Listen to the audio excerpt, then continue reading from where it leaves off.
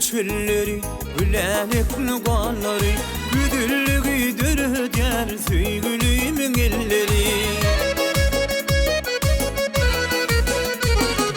Elleri yar elleri, kızıl gülüm gülleri, mahmal yanı hınayı, söygülümün elleri.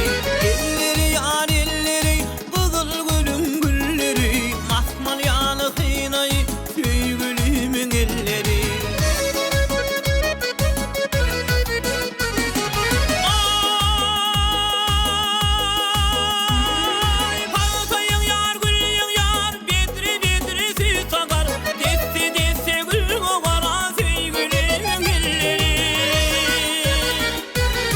Harfalı panası, bulmamakın anası, söylermedin kanası, söygülümün elleri. Harfalı panası, bulmamakın anası, söylermedin kanası, söygülümün elleri.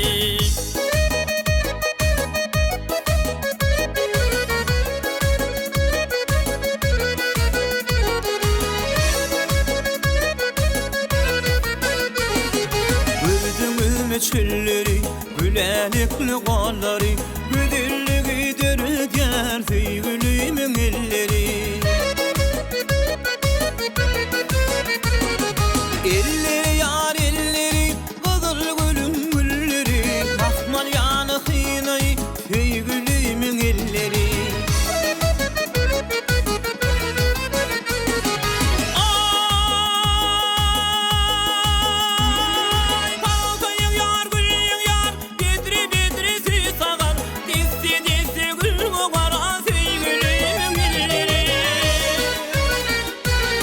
Harfalı panası, bulmamakın anası,